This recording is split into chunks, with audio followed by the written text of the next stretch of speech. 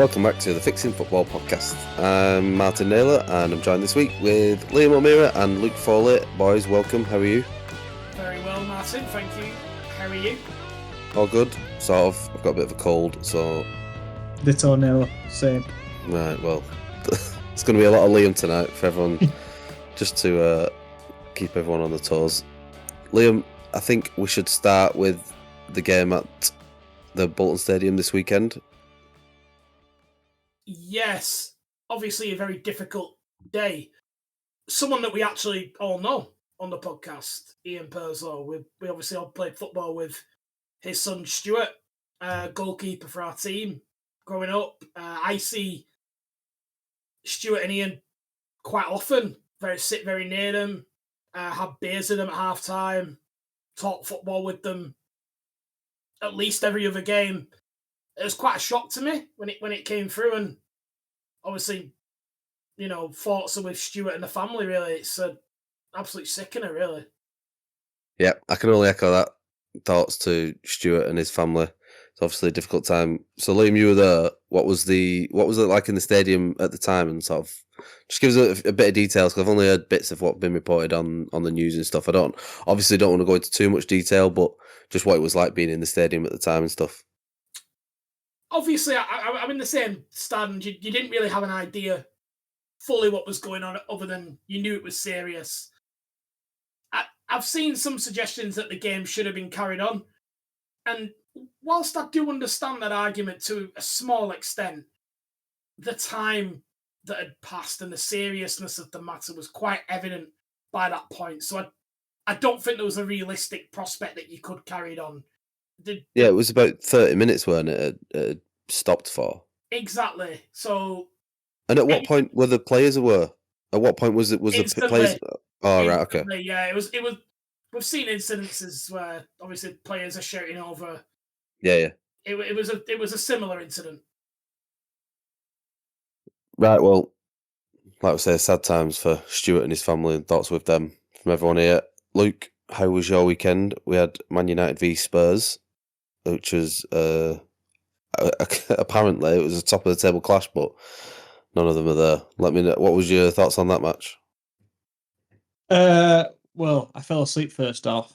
It was yes, perfect comment on that match. Absolute dog shit. Come on. No, yeah, it was dog shit. Spurs was all over us, to be honest. It seemed like it just. I don't know what Ten Hag's doing.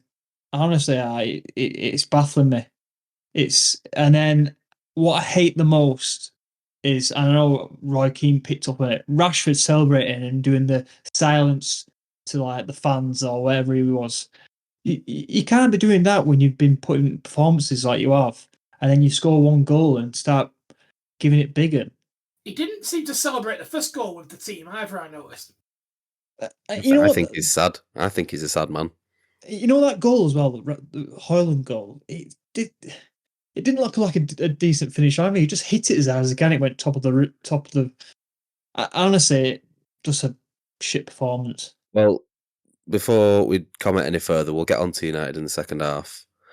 I just wanted to ask both your opinions on this sort of winter break that we have now in the Premier League, and what your thoughts are on that. Because it felt like a really weird weekend, obviously, with Arsenal not playing. For me, anyway, especially, it just felt weird. But it felt like a cup weekend. I don't know what your thoughts are on the way that they split it up, whether it should just be a flat break all the way through. Yeah, my thoughts is it's messing up my fantasy team. I have to think 2 weeks ahead. Why couldn't they have just split it up and then made everyone kind of put in transfers for 1 week and then mix it up for the next week? That's all my thoughts on it. It works because you're fulfilling the TV obligations. It means that you can put more games on. So essentially the 5 games and the 5 TV slots, every game was on television this week and every game will be on television next week. Teams get the break that they want.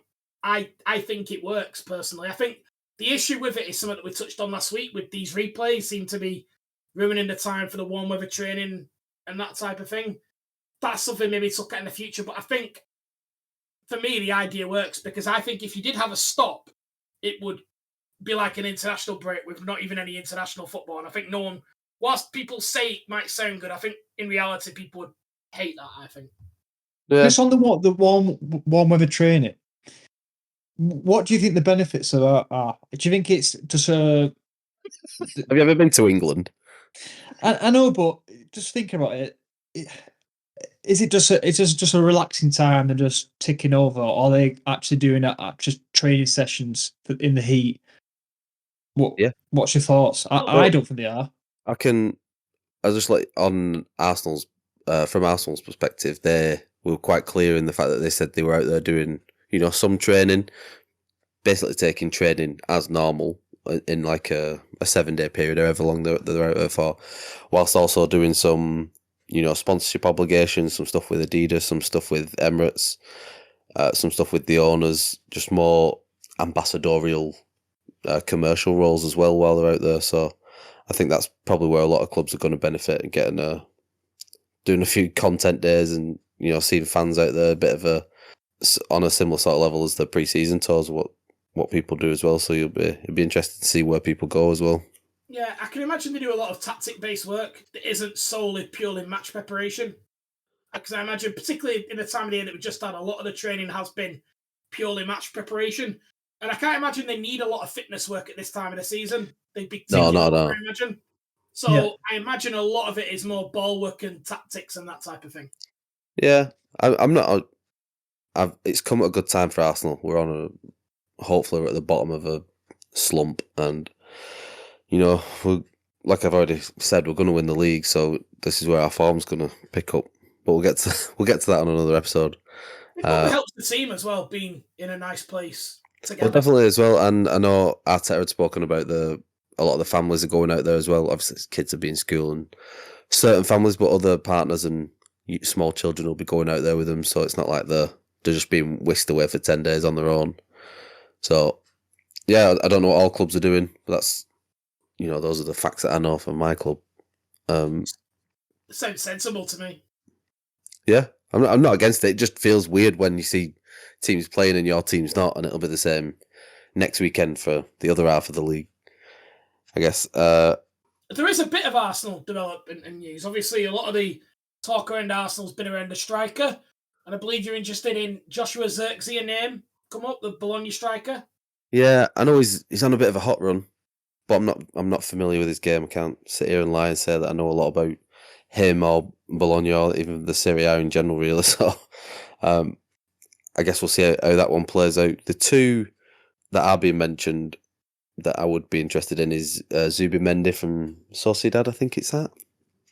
He's been linked for 18 months or so, and he has a €45 million release clause.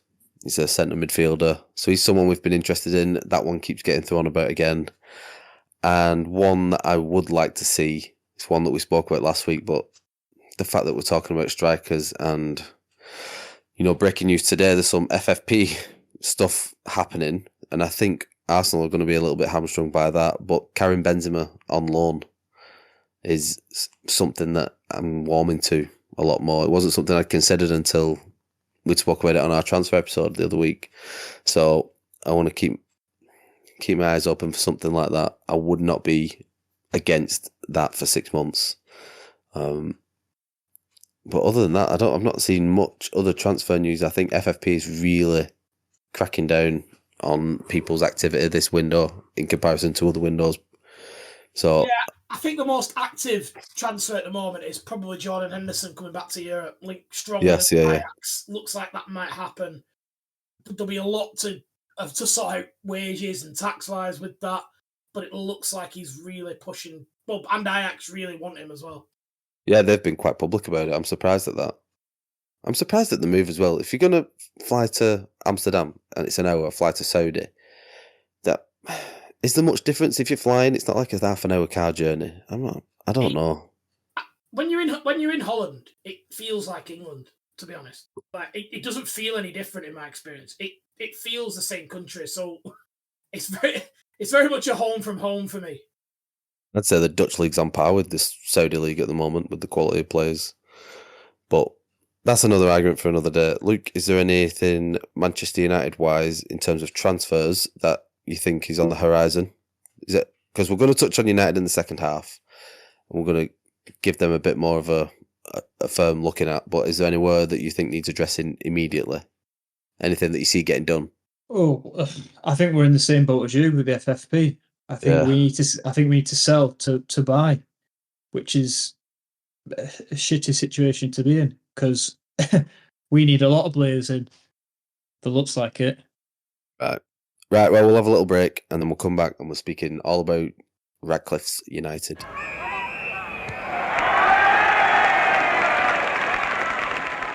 Welcome back. And Luke, we're going to start with you. It's a new era at Manchester United. Jim Ratcliffe has provisionally got on the reins with view to it being a full-time job. We've seen him in the stands this weekend with Fergie. So it looks like this 25% stake that he's got is all ready to be ratified by the Premier League and go through.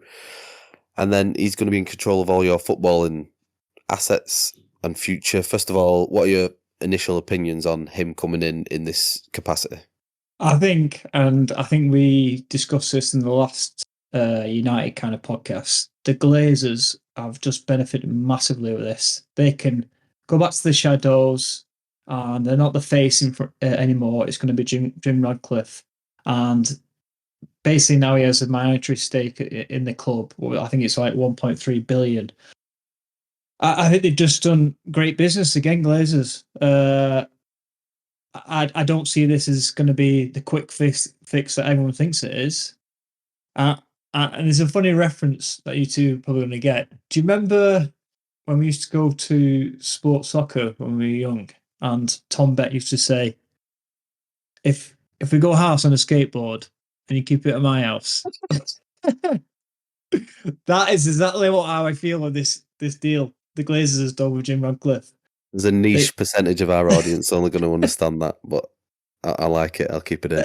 Every week that was like, if you go out on the skateboard and keep it at mine, let's do it with footballs as well. You can use it whenever you want, wouldn't it? Yeah, that's how I feel. This kind of the Glazers have massively benefit from it. So yeah, I'm optimistic. I think it's definitely what we need, but there's massive work to be done. As we've said, the club's rotten, and he needs to revamp massively. Liam, I'll go straight to you. Just the overriding thoughts on it before we get sort of into the nitty gritty of each bit that he needs to address. Well, yeah, I mean, the first thing I would say is it'd be interesting to see if Tom Beck listens to the podcast and is offended by that. That's a good test of how good of a supportive friend he is, because he definitely doesn't like that when that comes up, that story. So, first of all, Tom is a listener, so hi, Tom. He's supportive. He's one of our few mates who does support this stuff. He'll probably have this on in his gym. So anyone who's listening in the Chorley area, go and visit Live Health and Fitness in Chorley and support Tom on his bodybuilding journey. So that you can, I'll throw that one back to you now. But that's just to summarise Tom. Good lad, Ed. Yeah, fair enough. So what were we talking about with Man United again? What were you? So apparently some guy's coming with a bunch of money and he's going to sort it all out. Yes. Oh, so Luke was concerned about the structure of the deal, but it looks as though he's been given control of the football operations. Yeah. So what does that mean? Does he get what does he get final say on? At what point does football operations bleed into financial decision making? Commercial, yeah. So this is the challenge with it. However, Jim Ratcliffe isn't stupid. We're talking about, Britain's richest man essentially here, aren't we? So yeah. I don't think he's entered into a deal that he doesn't think he can at least make Man United better than it is currently. So I think it's a good thing for Man United, personally. So we've earmarked a few sort of sections of what we think he needs to address. We're going to go with the players, the playing squad, the stuff that everyone sees on the pitch. It's been well documented that he needs to address those just above the playing squad, so from the manager upwards to board level. And the stadium as well is obviously a big one. So Luke, where does he start? Just before we move on, I just want to ask your two's opinions on basically the state-owned proposition. And do you think this is the better option of the two? Because I don't think I've asked you that. Do I think this is better than state ownership? Yeah. Yes. Probably not for United fans. I'm sure that most United fans would love their prince from a certain region come in and just have an unlimited bank account. But the truth is, I don't like state ownership because of its unlimited wealth aspects and the I'm trying to phrase this properly, but the way that the term sports washing can be used and associated with your club at that point, whether your club would be used as a pawn in terms of other aspects, then that is then out of your control because it is owned by a king or a government somewhere else. Then there needs to be an aspect of community involved in a football club. Now, I'm saying this as a guy whose club's owned by some Americans but they have, I don't know. That is, Yeah, but to me, that's different to if they're state cracking down on ownership. if they're cracking down on FFP though, Neil, and you're saying is you don't like the unlimited wealth, sure that will cover it if they're on board with it, which they seem to be at the moment. Listen, Liam will know more than me in this area, but when you have unlimited wealth, there's ways around it, and Man City have proven that over the last couple of years, where you can just sell the left leg of your shorts to a fake airplane company owned by some fake cousin. Allegedly. And all of a sudden there's an extra 1.3 billion in the bank that you've generated from commercial revenue. So it's stuff like that, even if that's not true, which it obviously isn't, but stuff like that can be twisted and spun against your club, and it's not something I would want my club to be involved with. There's ways around them versions of FFP, which we're going to see with Newcastle are slowly approaching, the FFP barriers, and they're going to have to find some creative ways around it if they want to succeed. So, yeah, with unlimited wealth, FFP is there to protect clubs from going out of business altogether. With great wealth comes great responsibility, man. But I think basically the FFP argument with Man United is a very different thing because that's what I was getting at. Yeah, their commercial element is huge anyway. Like Man United already go blow for blow with Man City, just basically off their revenue. Never mind what you could actually achieve if you put in the wealth of God in there as well. And this is a Man United has been failing for 10 years, according to everyone. And they're, toe-to-toe with the best club in the world. Yeah, they can match anyone financially on all things being equal.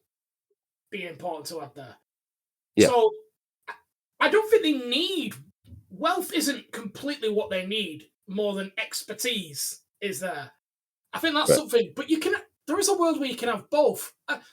I don't want state ownership in football because of the issues that you get around these types of clubs where essentially you've got this soft power, they're a law unto themselves, they don't respect rules. These are countries, states that are a law, they are the law, they are unanswerable to the people. So why are they going to come and respect our organisation? Why do we expect them to follow the rules? Why all we hear is how the rules are holding them back as if it's insane. So I don't want more of that. And I don't think United needs to be that. I do. Would it have made them more competitive? Yeah, probably. From being absolutely cynical, yeah, because the amount of commercial earnings they already have, and then you're putting that money in. Almost, you wouldn't even really need to worry about FFP. You could probably do it legitimately. Yeah, they probably would have. Yeah. But is it good for Man United? No, because as much as I obviously dislike Man United, they are they are a great institution of a football club. They're a force above everything else in terms of the size of a football club. Exactly, and it's built from the ground up, obviously we've got the Glazer ownership now, and that has its problems, but that shouldn't be completely owned by a nation. That entity, that part of essentially British culture, just can't be completely taken over to the point where you're playing like Qatar matches there and things like that. Not in my view. So then, with the situation now, do you still think there's going to be a Glazer problem? Define the Glazer problem a bit more for me.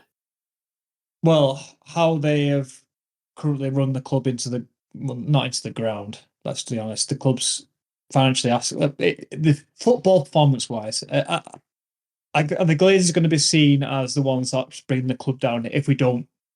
Are we not? If we're not successful?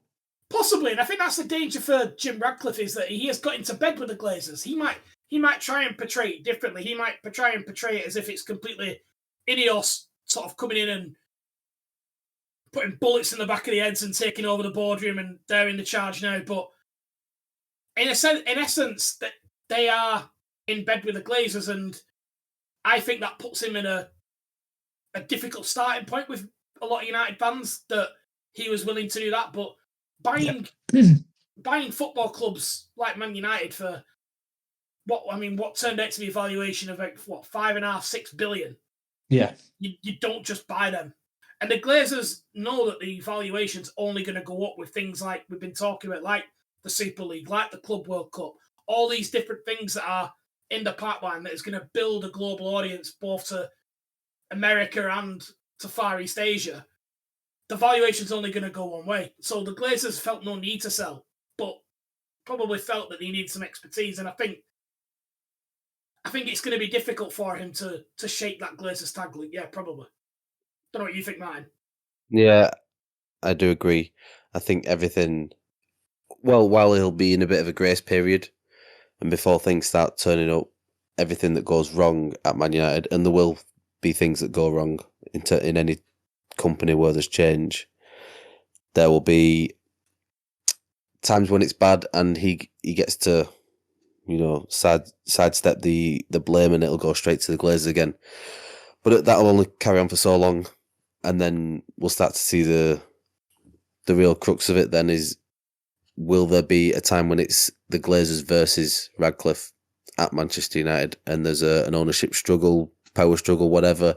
Maybe there'll just be some incremental more purchases from Ratcliffe, and you'll see the Glazers slowly get themselves out of the club if they can get another billion at a time every couple of years. So I think that's what he plans to do. It. Yeah, that's where I do see it.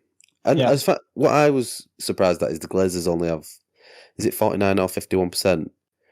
The rest is still publicly shared, I think, the rest of the shares. So maybe it goes that way first.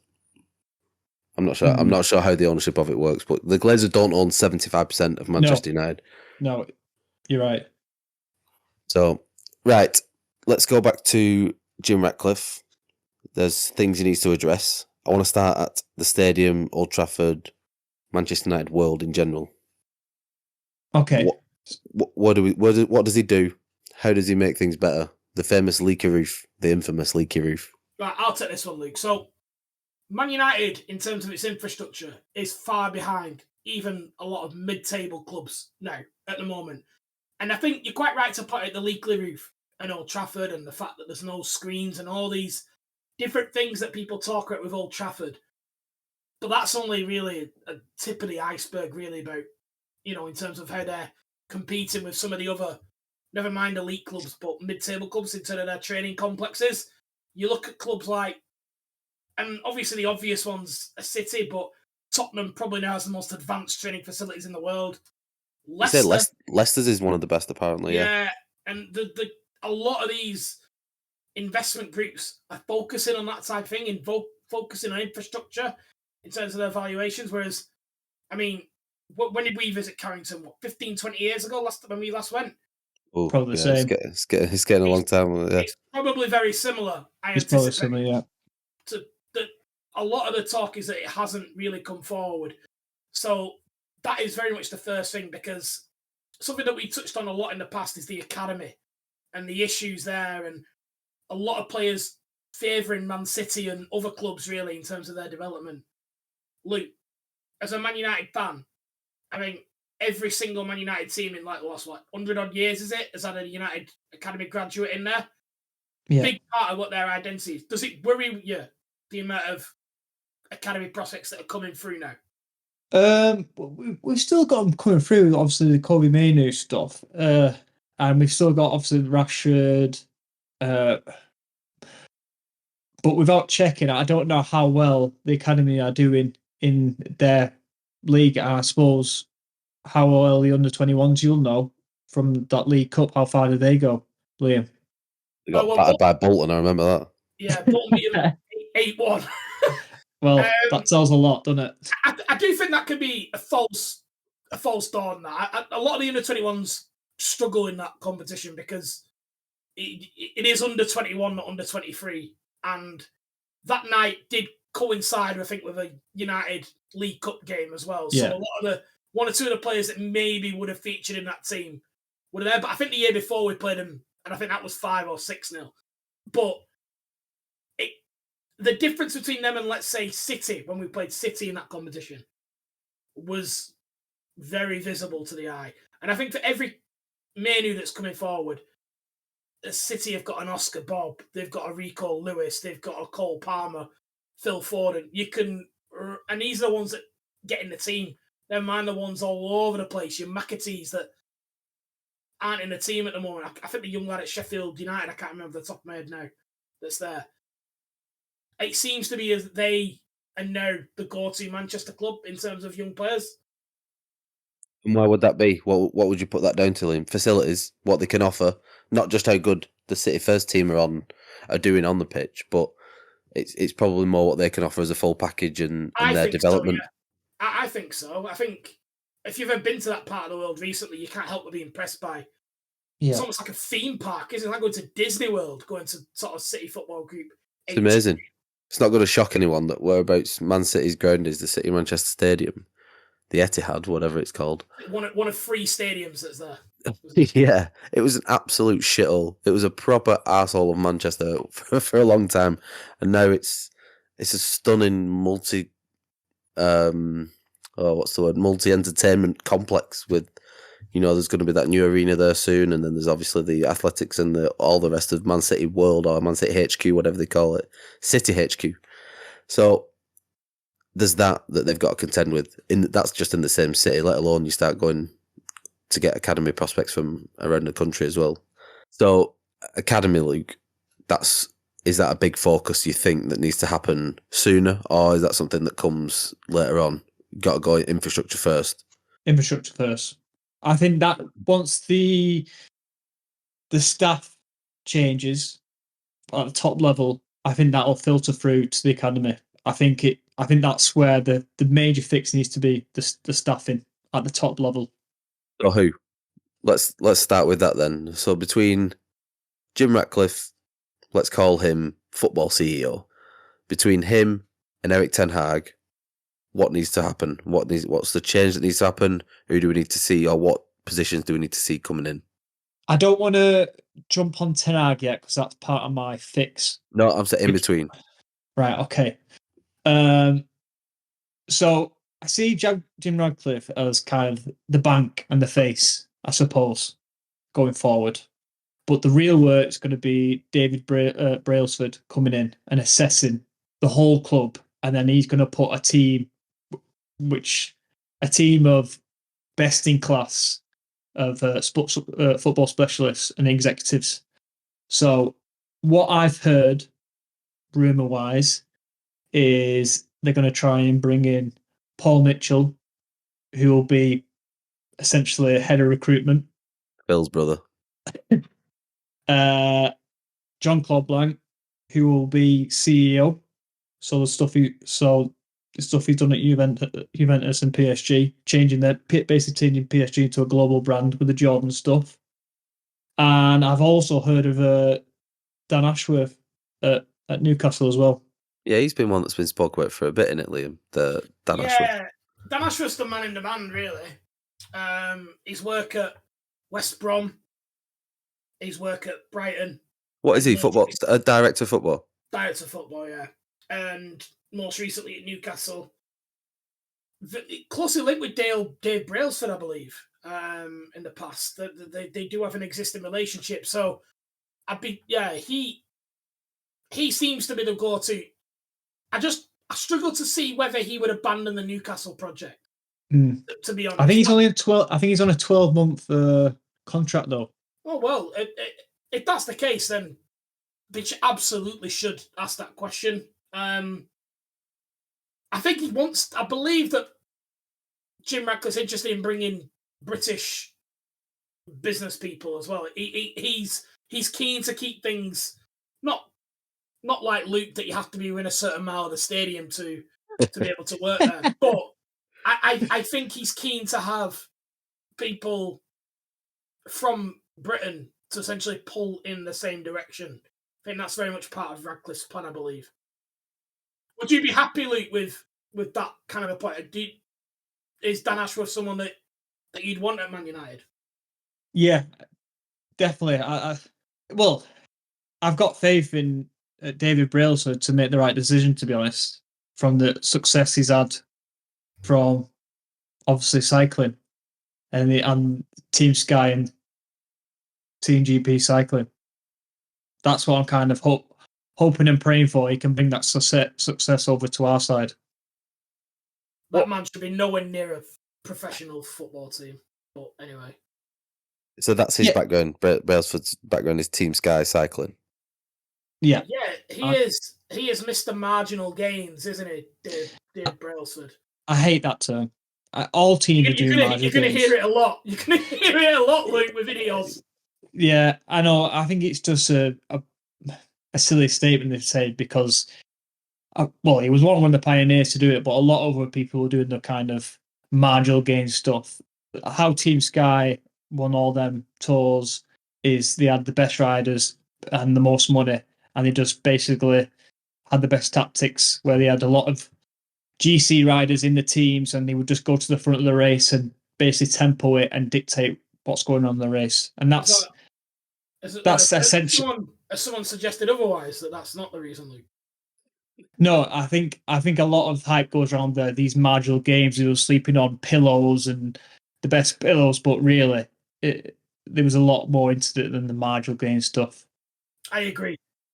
Yes, there's definitely going to be a lot more to it. That takes us nicely to what we're going to start seeing on the pitch.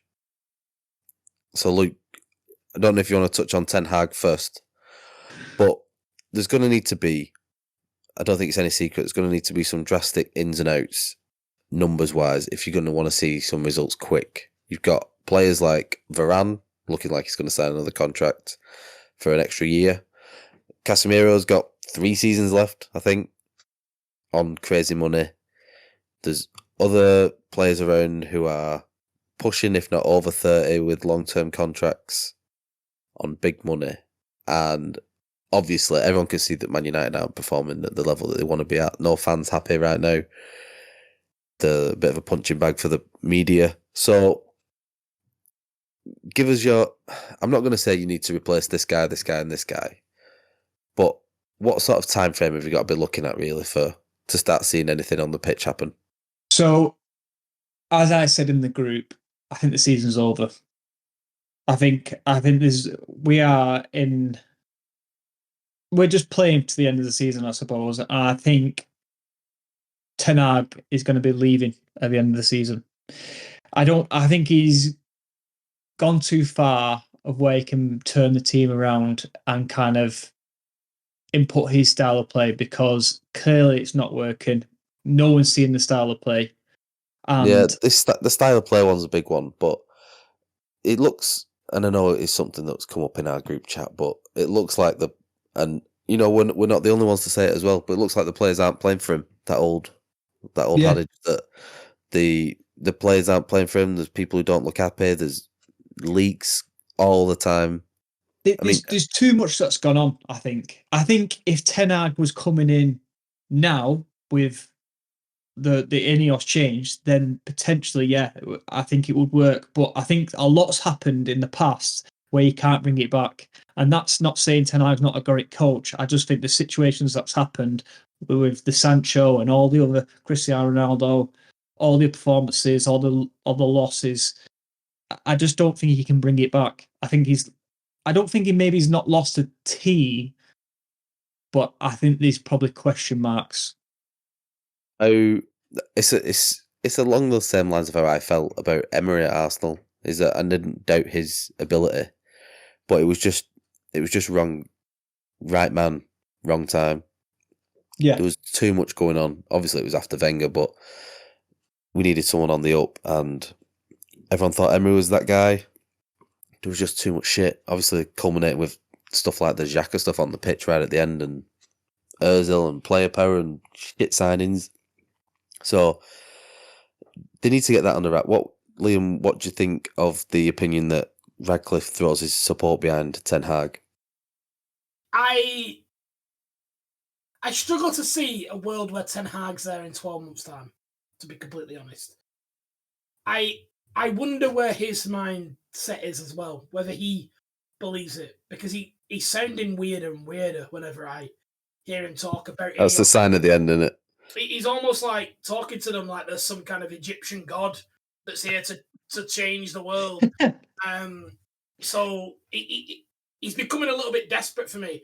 I think the Spurs game, and yeah, it was 2-2, but I think when you watch that game, you do realise the difference where a plan can have, because I know you don't like Spurs, Mike. You made that very clear, but no one likes Spurs. That's fine. They were unbelievable in possession and how quickly they could go from defence to attack with confidence. And we're talking players here that 12 months ago under Conte were scared to go outside. Never mind pass the ball under pressure. You've got Pedro Porro receiving the ball in the half turn in centre midfield. And they're going at it. And that essentially is a rotated team, missing 5 or 6 of their best players. But they're committed to a way of playing. Now, Ten Hag came with a vision, not too dissimilar from that. But between De Gea and Maguire has seemed to have been completely scared of his own identity. And essentially, he's living off transition, which, don't get me wrong, it does bring the best out of Bruno Fernandes. Those times you get the ball to him in a period of transition, he will make things happen. But it's not a long-term plan for Man United. I can see Luke's desperate to come in. Right? Surely it's going to be something really insightful. Luke, go on, please. I don't know if insightful, but I think the style of play what he's trying to do is that quick kind of transition, like you said, and get it to Bruno to kind of play that killer ball. But Bruno's out of position whenever that situation happens. So it only happens once a game. Well, I don't know what Bruno's position is, to be completely honest. I'm not going to criticise Bruno Fernandes because he's pretty much the only player in Man United. Well, Garnacho aside as well, that's really contributing. But you couldn't tell me where I expect Bruno to be there, because it could be fucking anywhere, Bruno. Yeah, exactly. I think he's so out because he's trying to obviously get on the ball so much. He's just out of position every time that when the ball should be to him. And I think it's this high press, which is basically Spurs got the ball and just passed it straight through the midfield because there was no one there, because McTominay was just pushing up to try and get the ball back. It was often one pass through the midfield, wasn't it? Because they'd have just 2 or 3 options straight through the middle. And then, like, I was sat there wondering, is Oliver Skip quick? Why has he got 30 seconds to pick a pass out here? Like, that's Skip. That's a player I think who, in 18 months to 2 years' time, will be probably top-end championship player. But he was pinging it around like he was Pirlo because of all the time he had. So that then boils down to Ten Hag again. So he's trying to put the system in, and we've not got the players that are kind of can do it or don't understand it. And I think, again, to my first point, I think he's just gone too far now with Ten Hag, where we're just going to have to wait to the end of the season. And I'm guessing David Brailsford or Jim Ratcliffe will just say, "Look, thanks, but no thanks." I do say though, and I said this a year ago, I did think Ten Hag was coming in to get rid of all the high earners, and it's looking like that is potentially what's going to happen, because he's question marks on Varane, Casemiro, he's got rid of De Gea, Sancho's gone, so potentially all our high earners could be going. So if he does that for us, so be it. But again, we've got the whole situation where Marcus Rashford's on 400 odd grand a week, which is ridiculous. Wait, do you keep Rashford? How do you get rid of him? No. How do you get rid of him? But in an ideal world, let's say you could sell him. Would you? It's hard, isn't it? It's bear in hard mind- because Bear in mind, you're talking within 40 miles of the stadium at least Yeah. with Marcus Rashford as well. yeah, and he's essentially the franchise player for United. He's been for a while. If you just look performance wise, we're gonna have to yeah. Because I question Garnacho's that now, personally. Yeah, they should be throwing all the weight behind Garnacho over I Rashford. can't believe Garnacho's not wearing 7 as well. I can't believe that when Mason Mount's wearing that. Like, for me, that Garnacho stinks of United number 7, doesn't he? I feel though Garnacho, I think we're chucking him in again too early. No, he's. I think he should be an impact and then build into that number 7 role. He should impact by playing all the games. That's how he should impact. The Arteta Saka method. Martin, Garnacho, is he better than Saka? Shut up. What are you talking about? Well, You don't even believe that. You don't. No, he isn't. Is Saka better than Salah? He's more valuable. I'm not sure he is. Did Liverpool turn down 200 million for Salah in the summer? 200 million they turned it down. That's a fair point. To be fair, I think we'd have turned that down for Saka, but I don't think you would have done. But yes, we would. Not with he's academy prospect as well. Financial fair play, 200 million for Saka. That would straight in the bank. I know. Sort you out for about 10 years. That you can buy how many Salah's with that. Salah is fantastic. Arguably one of the best players in the Premier League ever. He's coming towards the end of his time in England, especially. Whether it's this summer, it seems likely to me, but if not, it'll be the summer after or whatever. And Saka's got another 10, 12 years with us, hopefully. Yeah. If Liverpool win the league, which is a possibility, he might go this summer. In my head, I think it was anyway, but because of the stuff that they turned down last summer, I think it was a Fergie Ronaldo 1 more year type deal. Maybe. With the view that they get a good, and probably won't be the 200 to 220 million that they were being offered last year, but we'll see. This is a totally different argument. Let's stay on topic. All right. Well, let me I want to go back to playing staff. So playing staff, we're looking at a mass clear out. I know you just said that they're trying to get rid of high earners, but that doesn't seem super likely. I know the only way you can get rid of Varane and Casemiro is if they go to Saudi. The most likelihood. Like I say, you've still got Rashford. Mason Mount will be on a big wedge. He's got a long-term contract. Now, he might be more of the profile of player that you want to keep around the club, but nothing's happening just yet. You've got Luke Shaw will be on a massive wage. You've got other side players who, people you'd be quick to get rid of, but then you look at Aaron Wan-Bissaka, who's probably on $100,000 a week, easy. Diogo Dalot's probably on a decent wedge. To try and get rid of these players who want to, they don't want to lose any of their income. This has been a big problem for United. It's been a big problem for all the big clubs for a long time. And the United squad isn't exactly young. Yeah, but it goes back to my point. Do you give the money to Ten Hag to go out and buy players for maybe a system that's not going to be there anymore? And going off his recruitment, it's not been great, has it? No, Anthony's been, how much was it for him? 80, 90 million?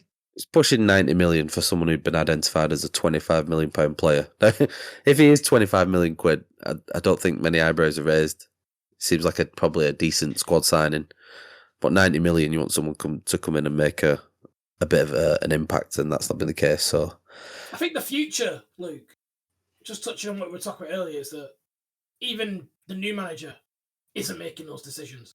I think that is... No. That's the Man United future, like every other club, really. I think he has a say over him. I think he says if a new manager comes in and says, "I'm going to play like this. These are the type of players I want. Go out and find them for me." Yeah, I mean, even Bolton have a director of football. It's got to be 3 ways. There's got to be the director of football's got to be the one sorting the deals out. Identifying as many players in X position needed as possible. The manager's got to be the ones identifying where he needs help. And then he's got the Ratcliffe and above to say, this is how much you've got to spend. And surely that once all them three things are aligned, that's where you get a harmonious boardroom and then hopefully something harmonious on the pitch as well. The Edu effect, if you will. Yeah. So, boys, that's the way. Who? Model club. Sure. Are you not trying to copy us right now? Is that not what you're doing? Well, we've won a trophy in the last 2 years, so. Oh. No one's mourning about our leaky roof. Anyway, moving on. Let's keep it on topic, guys. Come on. So, all right, then, guys. What position then do you say is most critical that we need? Or you don't say all of them. Centre back. Director of football. Centre back. No, player wise. So you've got Martinez. You got Martinez and Varane back now. Yep. But you've been playing Johnny Evans for the last 3 months. Need a striker. They can't score. Yeah, they need a centre back first. Everyone needs a striker. Literally every club we can talk about needs a striker. They need a centre back more than they need anything else.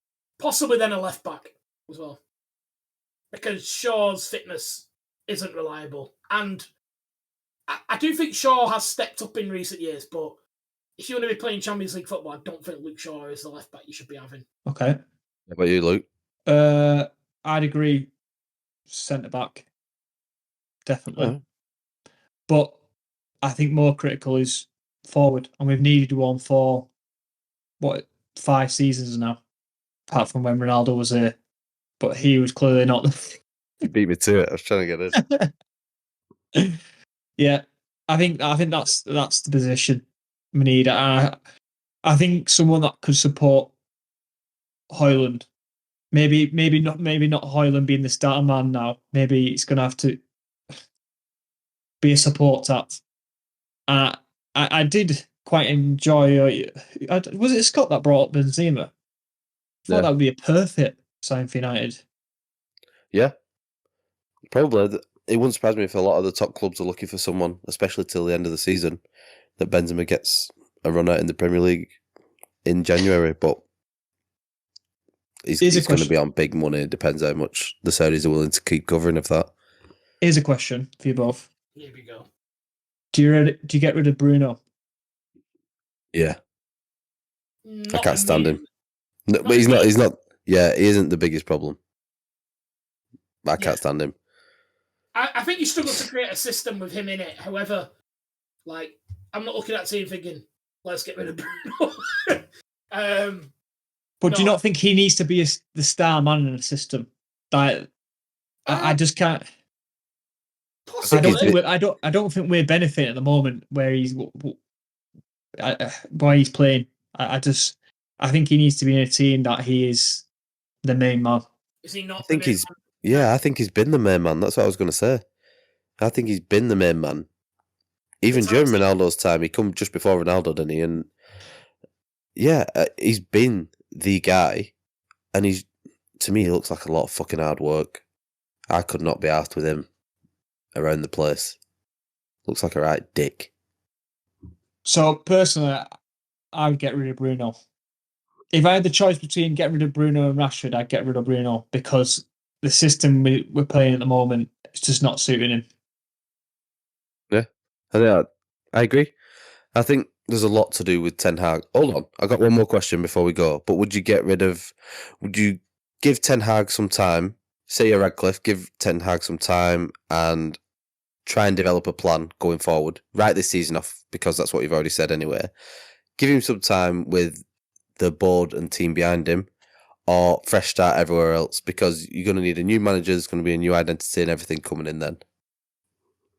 If he turns around in this last bit of season, the second half of the season, and starts putting performances and results together.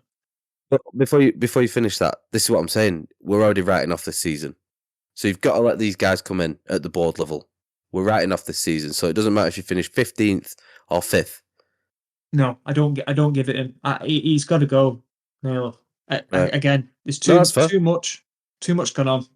The way he's handled things has just not been correct, and I think that's caused more issues and solutions. Liam, you want to take one? I struggle to see a world where he can stay, to be completely honest. I think he's... Even in that scenario where we're writing off the season and he's got some time with a new board behind him. I don't think he's done enough to show that he can work with a new team. And I think they've got the opportunity to have a clean break again. Yeah. That's going to be a big one, isn't it? When Bolton got taken over, we still had Phil Parkinson in control, who is a manager that we all respected. He'd done very well, but obviously Bolton had got a bit toxic towards the end, and it felt right that Phil Parkinson should step aside in new ownership, even though theoretically he's one of our better managers that we've had in the last sort of 10, 15 years. Yeah. But it just that element of a clean break, even though we ended up with Keith Hill, who, well, the less said about that, the better. But I don't even remember that Keith Hill period. Yeah. So it just felt like the clean break was what was best for everyone. And I think the situation really with Ten Hag should be the same. I'd probably put Steve McLaren into the end of the season. I'd probably do it when it gets ratified, to be honest. I'd probably do it then. I'd put Steve McLaren into the end of the season. I don't like that. Why not just sack him? Doesn't matter. Like saying your season's over, you've already said that, so what does it matter? Put McTominay playing manager for the rest of the season. I'll give a shit. I'll just swap him back round. That's what it used to be, innit? When Steve McLaren won his title in wasn't it? He was. Imagine being demoted to assistant manager. They won the league like that, so swap them round. Right. So, Luke, what we say, are we positive of Man United going forward, or is there a lot to be desired at the moment? No. The positive is we've got Ineos coming in. Jim Ratcliffe's hopefully going to assess the situation and go with my plan of getting rid of Ten Hag and starting fresh, new season.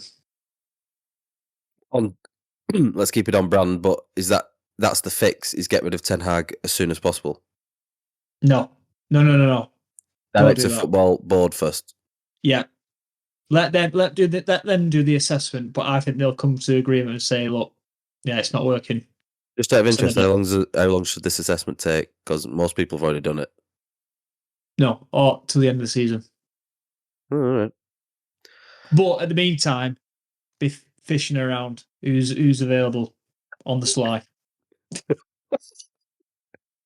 Liam, final thoughts on Man United Radcliffe era?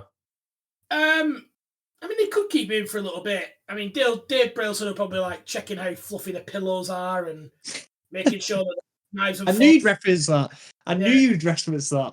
Yeah, it's making sure the knives and forks are in the right place for optimum energy used and all this type of stuff. So while he's doing all that, maybe they can have a look at Ten Hag. But I agree with you, Matt, and I think most people have made their mind up on Ten Hag now, and I include Man United players in that. Yeah, fair enough. Right, well, we'll wrap it up there. Thank you very much, boys. Lovely to speak as always. Thank you everyone for listening. Please continue to do so. Crack on with all the social media liking and sharing and jargon. I'm going to go and blow my nose. It's been pissing me off all this episode. Thank you very much. Check all our stuff out at www.fixingfootballpodcast.com and you'll find all our shit there. Love you all. Liam, Luke, bye mate. Bye guys. Cheers, boys. Goodbye.